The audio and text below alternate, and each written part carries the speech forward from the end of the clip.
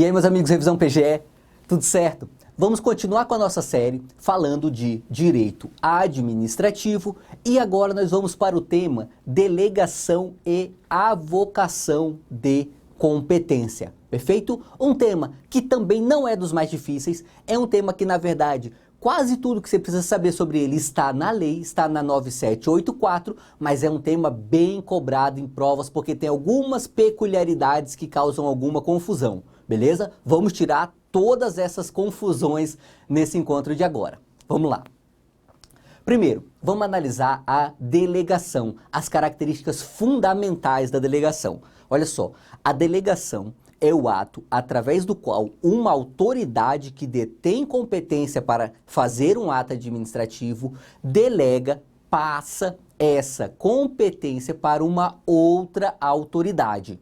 Perfeito? Quais são as características fundamentais da delegação? A delegação ela é temporária, nunca teremos uma delegação perpétua, tá? É sempre temporária, embora não precise ter um tempo especificado no ato de delegação. Não precisa estar escrito lá, olha, essa delegação é por 1 ano, mas ela nunca será uma delegação perpétua, tá? E ela é sempre parcial, nós não podemos ter delegação total. A autoridade pública fala, delego todas as minhas competências para aquela outra autoridade. Não é possível isso. E ela ocorre, e isso é interessante, tá? A delegação ocorre dentro da linha hierárquica, ou seja, a autoridade superior delega uma atividade para a autoridade inferior, mas também pode ocorrer fora da linha hierárquica, ou seja, uma autoridade delega para uma outra autoridade que não está a ela vinculada. Um exemplo muito bom são os ministros, tá? É possível que o ministro da Fazenda, por exemplo, ministro da Economia, né? Agora na reorganização administrativa do governo Bolsonaro, o ministro da Economia, ele delegue uma função para o ministro da Saúde. Veja, um não é vinculado ao outro, mas é possível essa delegação. Não há qualquer problema aí. Seguindo, a delegação ela é revogável a qualquer tempo, ainda que o ato administrativo tenha falado, olha, essa revogação vale por 2 anos. Passou só 1 mês, a autoridade delegante quer revogar a delegação? Pode sim, não há problema. E mais, são indelegáveis. Aqui, isso você precisa muito memorizar, tá? Cai muito em prova. São indelegáveis os atos normativos, ou seja, aquela competência que a autoridade tem para fazer atos gerais e abstratos, tá? Que esses atos gerais e abstratos são como se fossem leis materiais, né? Eles regulamentam uma situação. Isso é um ato normativo. Não pode haver delegação para fins de expedição de ato normativo. Também decisões em recursos administrativos e matérias quando a lei falar que é competência exclusiva. Casos de competência exclusiva são também indelegáveis. Olha só, vamos lá analisar o artigo 12 da Lei 9784, que tem praticamente todas essas características que nós falamos há pouco. Olha só, um órgão administrativo e seu titular poderão, se não houver impedimento legal, claro, se tiver uma lei falando que não pode delegar, acabou o assunto, mas se não tiver impedimento legal, delegar parte, veja, parte, jamais a competência toda, delegar parte de sua competência a outros órgãos ou titulares, ainda que estes não lhe sejam hierarquicamente subordinados. Olha só aqui a previsão para nós termos a delegação fora da linha hierárquica. Quando for conveniente, em razão de circunstâncias de índole técnica, social, econômica, jurídica ou territorial. Esse é o artigo 12, mas a lei continua. Artigo 13. Não podem ser objeto de delegação, aqueles 3 elementos que nós acabamos de ver. Os atos de caráter normativo, as decisões em recursos administrativos e as matérias de competência exclusiva do órgão ou autoridade. Esses 3 incisos são as nossas vedações à delegação. Memoriza isso, você vai precisar. Vamos lá. Artigo 14 também tem elementos importantes aqui pra gente. O ato de delegação e sua revogação deverão ser publicados no meio oficial. Tranquilo. Parágrafo 1º. O ato de delegação especificará as matérias e poderes transferidos. Legal saber isso daqui, tá? O ato de delegação ele tem que especificar exatamente o que está sendo delegado. Os limites da atuação do delegado. O delegado é aquele que recebe a delegação, né?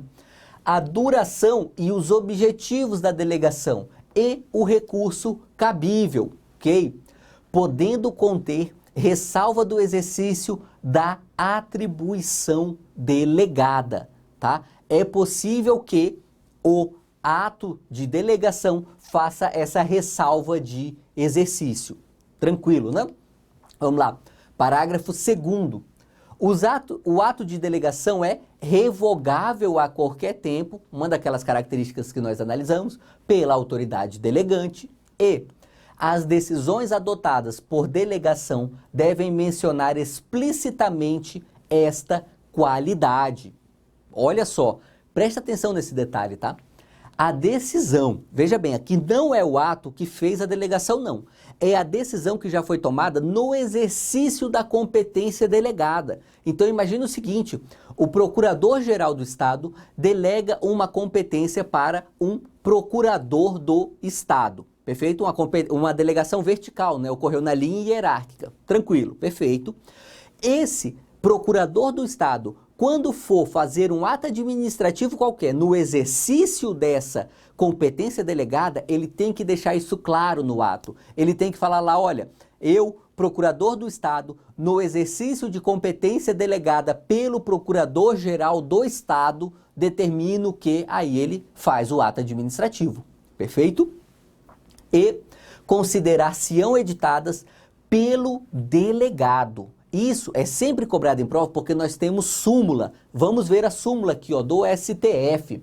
Praticado o ato por autoridade, no exercício de competência delegada, contra ela quem? A autoridade, que recebeu a delegação, tá? Então, olha só, é contra a autoridade que recebeu a delegação, a autoridade delegada, que cabe o mandado de segurança ou a medida judicial. Então, olha só, se o ministro de Estado, ele delega para um coordenador qualquer lá de dentro do ministério determinada atividade, quando esse coordenador exercer essa competência e você quiser apresentar um mandado de segurança, você vai apresentar o mandado de segurança em face do coordenador, tá?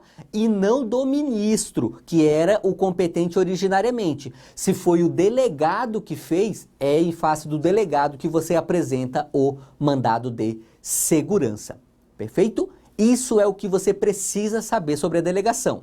Sobre a avocação, ela é bem mais simples. A avocação ocorre quando a autoridade superior, ela avoca, ela pega para si a competência de uma autoridade inferior.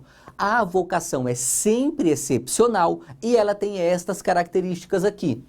Ela só ocorre por motivos relevantes e justificáveis, ou seja, o ato de avocação precisa ser motivado para quê? Para demonstrar esses motivos relevantes e justificáveis, e a avocação é sempre temporária, sempre na linha hierárquica. Essa é uma diferença clássica entre a avocação e a delegação, tá? A delegação ela ocorre na linha horizontal, como nós vimos, a avocação é sempre na linha hierárquica, é sempre a autoridade superior avocando a competência da autoridade inferior, e é impossível se tratar de competência exclusiva.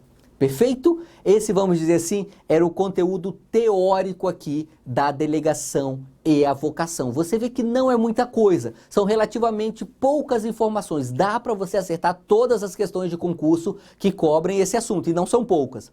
Vamos ver agora algumas dessas questões aqui. Perfeito? Vamos começar por uma questão de um concurso menor, porém foi uma questão bem elucidativa, trabalhou bem esses artigos de lei, vale analisar.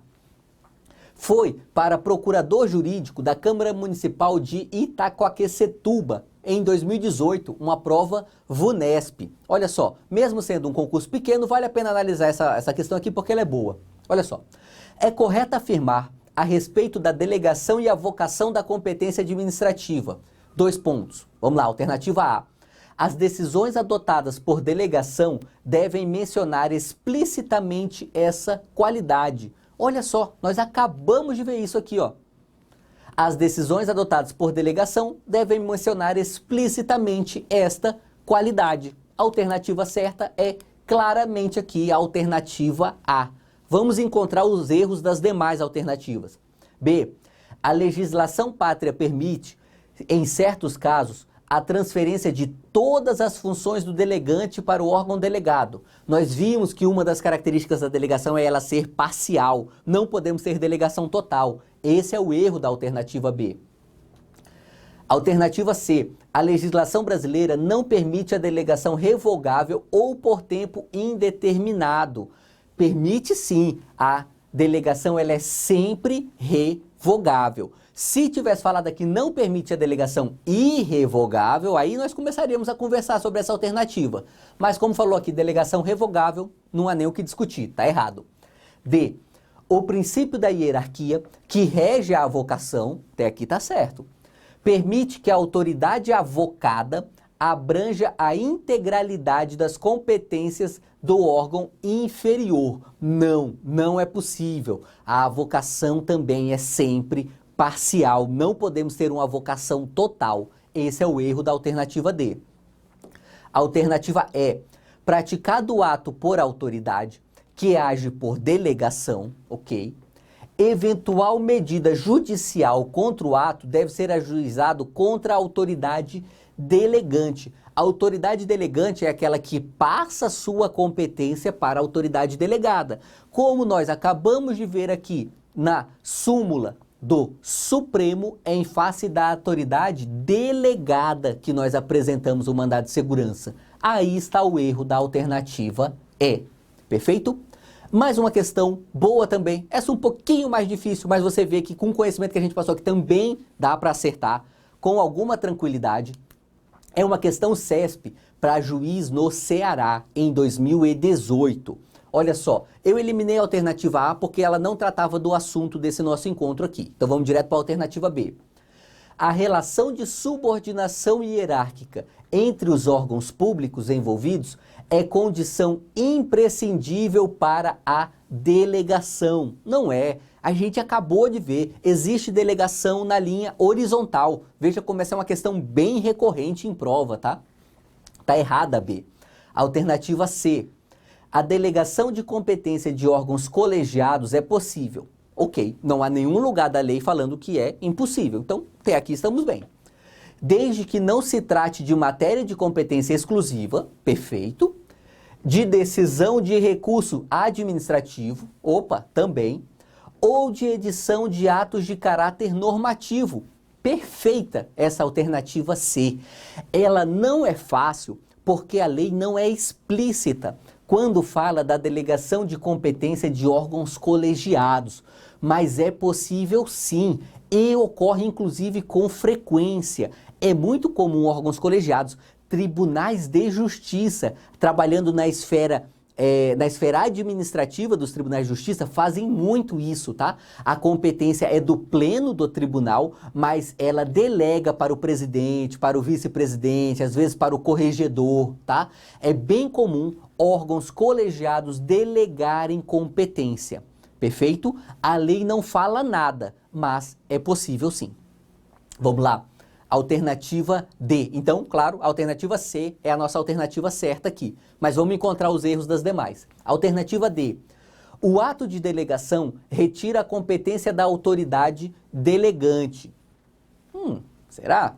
E confere competência exclusiva ao órgão delegado. Jamais, tá? O ato de delegação não tira essa competência da autoridade delegante, embora haja alguma divergência doutrinária aí, mas prevalece que não tira. E mesmo para quem acha que tira, jamais poderemos falar em competência exclusiva do órgão delegado. Jamais aí, perfeito? E a alternativa é: a avocação temporária de competência é permitida? Sim. O que não é permitido é justamente o contrário, né? A avocação perpétua de competência. Então, a avocação temporária de competência é permitida em caráter excepcional e por motivos justificados, ok, entre órgãos da administração pública independentemente da relação hierárquica entre eles. A alternativa vinha muito bem e só errou aqui no independentemente de relação hierárquica. Você vê como esse assunto é recorrente em prova. Delegação pode ocorrer na linha horizontal, sem hierarquia. A avocação é só na linha vertical, sempre depende de hierarquia. Perfeito? Por esse assunto é isso e vamos juntos.